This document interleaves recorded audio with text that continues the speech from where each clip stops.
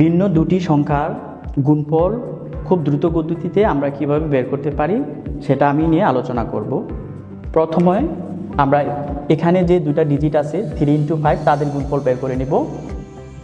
3 × 5 এখানে 15 হবে, আমরা 15-এর 5 লিখে ফেলব। দেন এই যে আড়াআড়ি গুণ করব 2 × 5, 2 × 5 তার মানে হবে 10, এখানে হবে 3 × 3 কত হবে 9, তাদের সমষ্টি নির্ণয় করব, কত হবে 90, আর এখানে 1 যোগ করে দিব 20 হবে, এখানে 20-র 0 লিখে ফেলব।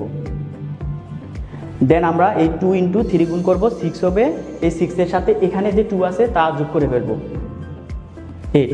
এই পদ্ধতিতে ভিন্ন দুটি সংখ্যা আমরা খুব সহজেই গুণফল বের করতে পারি।